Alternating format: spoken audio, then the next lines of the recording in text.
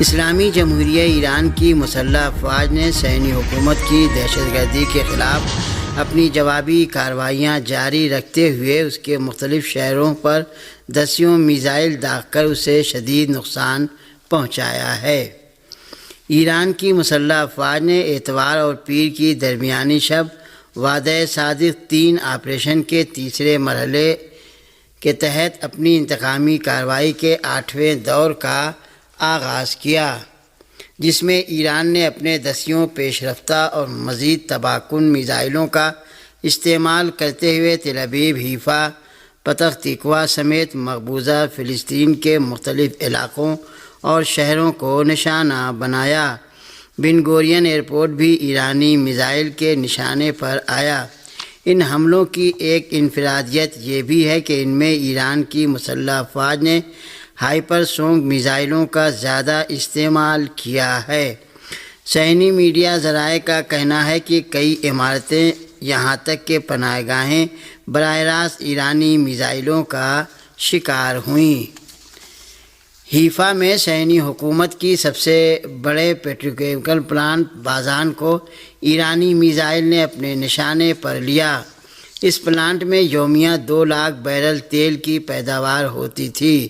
اس کے علاوہ حیفا ریفائنری کو بھی ایران نے اپنے نشانے پر لیا، جو اسرائیل کے لیے اس قدر حساس تھا کہ اس نے اس حملے کی ہر قسم کی تصویر یا ویڈیو کی اشاعت پر سخت پابندی عائد کر دی۔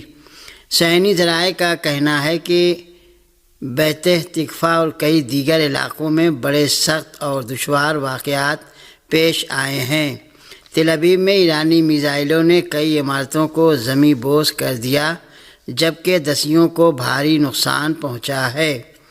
ایرانی حملوں کے بعد مقبوضہ فلسطین کے بعض علاقوں کی صورتحال ایسی بحرانی ہو گئی ہے کہ سوشل میڈیا صارفین نے صہیونی علاقوں کی تباہی کا موازنہ غزہ سے شروع کر دیا ہے۔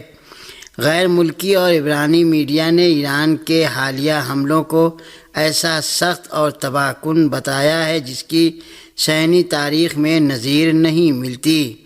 قابل ذکر ہے کہ اسرائیل اور اس کے حامیوں کے تمام دفاعی سسٹم ایرانی میزائلوں کو روکنے میں ناکام رہے ہیں۔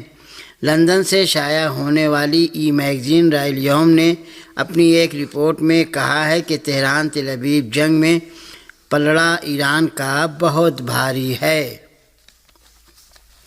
ایران کی مسلح افواج نے اسرائیل میں رہنے والے شہریوں کو متنبہ کیا ہے کہ وہ حساس علاقوں کے قریب جانے یا رہنے سے گریز کریں۔ ایک ویڈیو بیان میں ایرانی فوج کے ترجمان نے کہا ہے کہ ہمارے پاس مقبوضہ علاقوں میں واقع اہم اور حساس تنصیبات کا مکمل ڈیٹا موجود ہے۔ اسرائیل میں رہنے والے شہریوں سے اپیل کرتے ہیں کہ صہیونی حکومت کی جانب سے خود کو انسانی ڈھال کے طور پر استعمال نہ ہونے دیں۔ ایرانی فوج کے ترجمان نے کہا کہ اسرائیلی حملوں پر ایران کا رد عمل مقبوضہ علاقوں کے ہر حصے کو اپنی لپیٹ میں لے لے گا۔ شہری اس وارننگ کو سنجیدگی سے لیں اور ان علاقوں کو چھوڑ دیں، کیونکہ یہ علاقے مستقبل قریب میں ناقابل رہائش ہو جائیں گے۔ ایرانی فوج کی جانب سے یہ بیان نشر کیے جانے کے ساتھ ہی ایران نے اسرائیل پر ایک بار پھر میزائل داغ دیے۔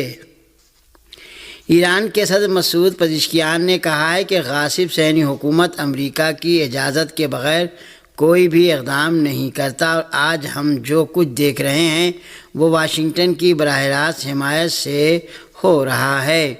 ایرانی صدر ڈاکٹر مسعود پزشکیان نے کابینہ کے اجلاس میں ملک کے اعلیٰ کمانڈروں اور دیگر متعدد افراد کی شہادت پر تعزیت کا اظہار کیا اور صہیونی حکومت کی جارحیت کے مقابلے میں ڈٹ جانے کی ضرورت پر تاکید کرتے ہوئے کہا کہ ان واقعات نے ایک بار پھر ثابت کر دیا ہے کہ غاصب صہیونی حکومت بین الاقوامی قانونی اور انسانی حقوق کو پامال کرنے میں اپنا سانین نہیں رکھتی۔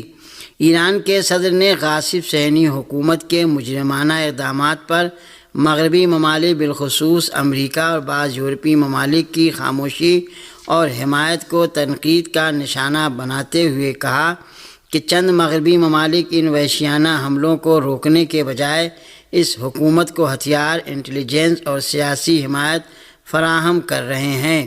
ایران کے خلاف جارحیت میں جو طیارے، میزائل اور ہتھیار استعمال ہو رہے ہیں وہ انہی ممالک نے فراہم کیے ہیں۔ نیز اسرائیل کو انہی ممالک سے انٹیلیجنس تعاون، ریڈار اور ملٹری سسٹم کے ذریعے مدد فراہم کی جا رہی ہے۔ ایرانی صدر پزشکیان نے مزید کہا کہ جمہوری اسلامی ایران کبھی بھی کسی قسم کی جنگ یا تنازع کا خواہاں نہیں رہا ہے، تاہم جس طرح ہماری مسلح افواج بشمول مقتدر سپاہ پاسداران انقلاب نے اب تک مناسب اور ٹھوس جواب دیا ہے، اگر دشمن کی طرف سے مخاصمانہ کارروائیاں جاری رہیں تو ان کا رد عمل اور بھی فیصلہ کن اور شدید ہوگا۔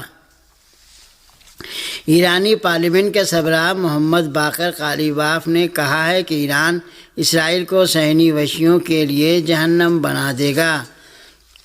ایرانی پارلیمنٹ کے اسپیکر محمد باقر قالیباف نے پارلیمنٹ کے اجلاس سے خطاب کرتے ہوئے اسرائیل کو خبردار کیا کہ ایران کی مسلح افواج اپنے وحشی دشمن کو مکمل طور پر بے بس کر دیں گی۔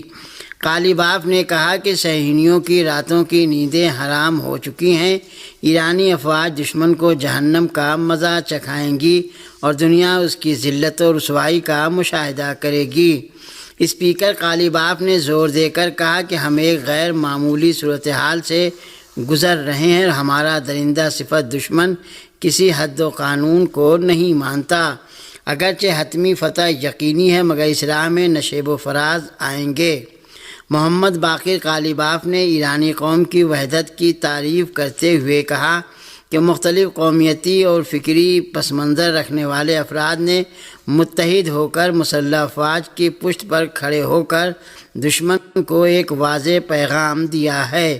اسرائیلی حکومت کے دھمکی آمیز اقدامات نے ایرانی قوم کے اندر مزید اتحاد و استقامت کو فروغ دیا ہے۔ ایرانی پارلیمنٹ کے اسپیکر نے سپاہ پاسداران انقلاب اسلامی اور ایرانی فوج کی عسکری طاقت کی بھی ستائش کی اور رہبر انقلاب اسلامی آیت اللہ العظمیٰ سید علی خامنہئی کی قیادت کو اس کامیابی کا محور قرار دیا۔ قالیباف کے مطابق دشمن اس وقت ایک ہارڈ وار میں مصروف ہے مگر ایران نے ان تمام چالوں کا مؤثر جواب دیا ہے۔ حماس کے ذیلی بریگیڈ القسام نے اسرائیل کے خلاف ایران کا ساتھ دینے کا اعلان کیا ہے۔ فلسطینی مقاومتی تنظیم حماس کے عسکری ونگ القسام بریگیڈ نے صہیونی حکومت کے وحشیانہ حملوں میں اسلامی جمہوریہ ایران کے مسلح افواج کے متعدد اعلیٰ کمانڈروں کی شہادت پر تعزیت اور مبارکباد پیش کرتے ہوئے زور دیا ہے کہ وہ پوری قوت کے ساتھ ایران کے شانہ بشانہ کھڑے ہیں۔ کتائب القسام نے ایران کی طرف سے فلسطینی عوام اور مقاومتی محاذ کے ساتھ تاریخی اور اساسی حمایت کو سراہتے ہوئے کہا کہ ایران ہمیشہ مزاحمت کا حامی اور پشت پناہ رہا ہے۔ بیان میں مزید کہا گیا ہے کہ ہم ایران کی مسلح افواج کے ان دلیرانہ اور بہادرانہ اقدامات کو قدر کی نگاہ سے دیکھتے ہیں جنہوں نے صہیونی حکومت کے ستونوں کو ہلا کر رکھ دیا۔ کتائب القسام نے کہا ہے کہ فلسطینی مظلوم عوام ایران کی ان کاری اور مؤثر حملوں پر فخر کرتے ہیں جنہوں نے قابضین کو شدید نقصان پہنچایا اور یہ حملے فلسطینی عوام کے لیے باعث تسکین ہیں۔ حماس کے عسکری ونگ نے اس بات پر زور دیا کہ فلسطینی مزاحمتی گروہ اسلامی جمہوریہ ایران کے ساتھ کھڑے ہیں اور ہر سطح پر اس کی حمایت جاری رکھیں گے۔ پاکستان کے سابق سیکریٹری خارجہ شمشاد احمد خان نے کہا ہے کہ ایران پر حملے کے اہداف حاصل نہیں ہوں گے اور ایرانی اسرائیل کو سبق سکھائیں گے۔ تل ابیب اور دیگر اسرائیلی شہروں پر میزائل حملوں کے بعد عالمی سطح پر تہران اور تل ابیب کے درمیان جنگ بندی کے لیے مطالبہ زور پکڑ رہا ہے۔ عالمی مبصرین کے مطابق ایرانی کامیاب میزائل حملوں کی بدولت امریکہ اور اسرائیل کا رویہ بدل گیا ہے اور صدر ٹرمپ فریقین کے درمیان جنگ بندی کے لیے مختلف ممالک سے رابطہ کر رہے ہیں۔ ایران اور اسرائیل کے درمیان جاری جنگ کے بارے میں سابق پاکستانی خارجہ سیکریٹری شمشاد احمد خان نے مہر نیوز سے گفتگو کرتے ہوئے کہا کہ ان حملوں کا ایک مقصد یہ ہے کہ ایران کے نیوکلیئر پلانٹس کو تباہ کیا جائے۔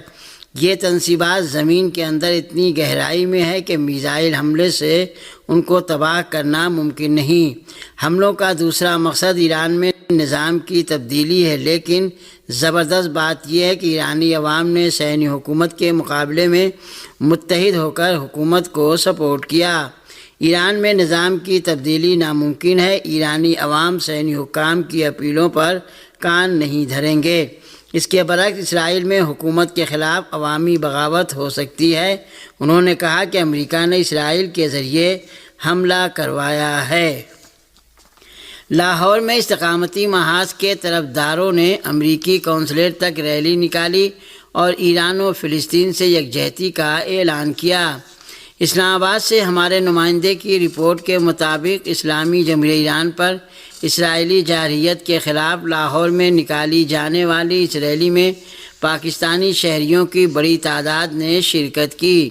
ریلی کے شرکاء نے غاصب اسرائیل اور اس کے حامیوں بالخصوص امریکہ سے نفرت کا اظہار کیا۔